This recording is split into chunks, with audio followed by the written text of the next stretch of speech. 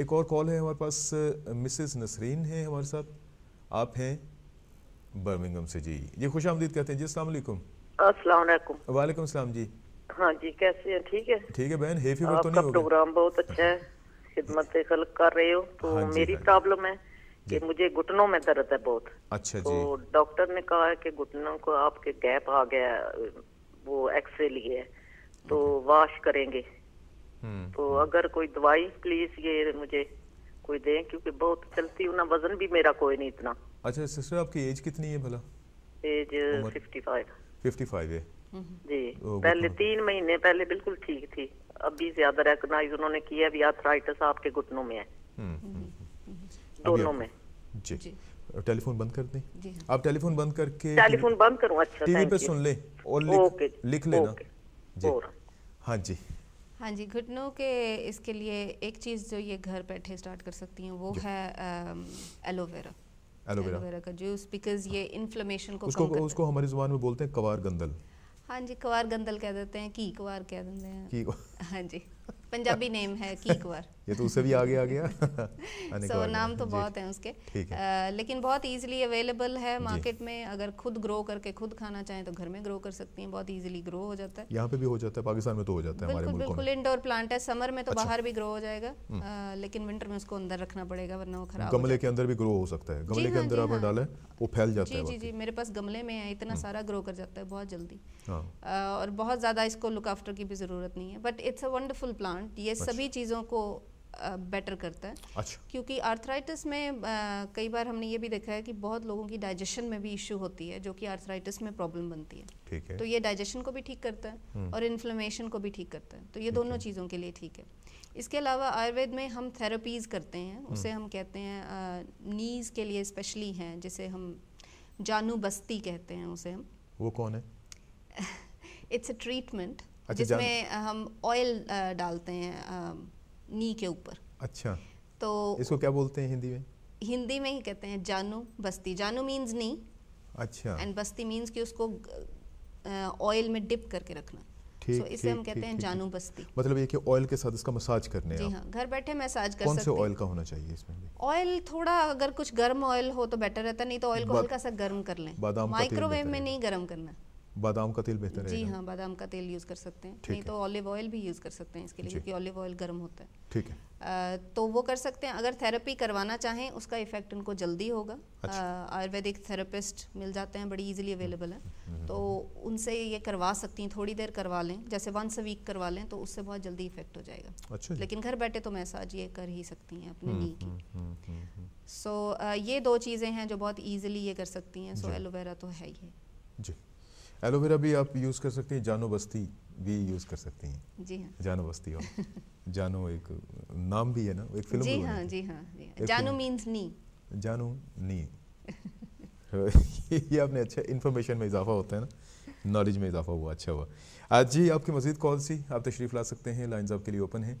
हमारे साथ आयुर्वेदिक प्रैक्टिशनर मौजूद हैं आशीष पॉल, और क्वालिफाइड हर्बलिस्ट हैं जिन्होंने यूके से क्वालिफिकेशन हासिल की है, और लंदन में आपकी प्रैक्टिस है। आप लंदन में प्रैक्टिस करती हैं, पिछले 7 साल से आप प्रैक्टिस कर रही हैं जी, और जो हर्बल रेमेडीज़ और आयुर्वेदिक रेमेडीज़ जो हैं वो आप तक पहुंचाती हैं। लाइन्स आपके लिए ओपन है, आप तशरीफ़ ला सकते हैं, उनसे लाइव और डायरेक्ट बातचीत कर सकते हैं। जी आशीष, कुछ और बात करना चाहेंगे या मैं आपसे क्वेश्चन पूछूं? आप पूछिए। नींद ना आने का इशू जो है, ये हमारे पिछले एक प्रोग्राम हो रहा था, एक और हमारे साथ कंसल्टेंट थे, उनके साथ बातचीत हो रही थी। नींद ना आना जो है ये काफ़ी कॉमन इशू है, जैसे कि कोई परेशानी हो गई उसकी वजह से नींद नहीं आ रही, वैसे ही इस वजह से नींद नहीं आ रही कि सोना भी है सुबह उठना भी है, इस वजह से नींद नहीं आ रही जी। मतलब है कि वो एंग्जाइटी, अच्छा एंग्जाइटी हो जाती है, इसमें आ जाता है।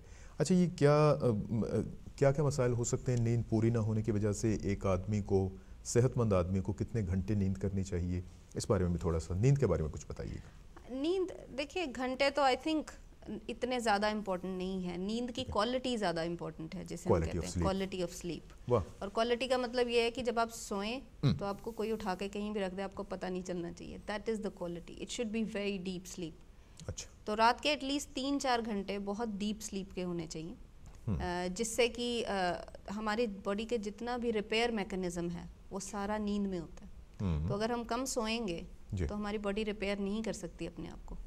सो इसीलिए सभी बाकी और भी कई इश्यूज हैं जो फिर होते हैं, जैसे हेडेक हो गई, वेट बढ़ना, बहुत लोगों का वेट भी। अच्छा, आप रिपेयर मैकेनिज्म मींस रीजनरेशन, जो एक प्रोसेस है इंसान की बॉडी का, वो नींद की हालत में होता है? बिल्कुल। अच्छा। जितने हमारे ग्रोथ हार्मोन्स हैं वो नींद की हालत में ही बनते हैं।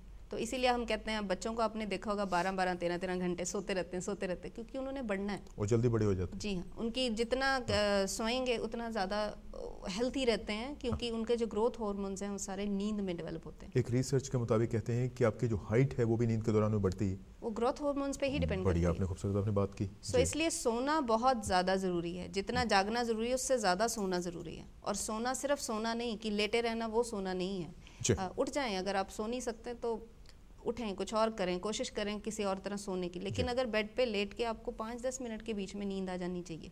So that is a healthy sleep. बाकी ये भी कॉल भी है हमारे पास, बड़ी ज़बरदस्त टॉपिक चल रहा है जी। एक कॉल के बाद जी, आप हैं जी डेनमार्क से, डेनमार्क से हैं जी, नाम नहीं बताना चाहती, कोई बात नहीं जी। अस्सलाम वालेकुम। हेलो, मेरा एक क्वेश्चन है। मेरी जो अम्मी है उनके कानों में ऐसे आवाजें आती हैं, मतलब जैसे दर्द नहीं होता है, थोड़ी सी आवाज आती है। ठीक है, जैसे रेडियो चलता है ऐसे। ठीक है, ठीक है, ठीक है, ठीक है जी। तो उनको क्या करना चाहिए? आपको क्वेश्चन पूछना चाहते हैं? कितनी देर से है उनको ये प्रॉब्लम? 1 साल से ज्यादा हो रही है।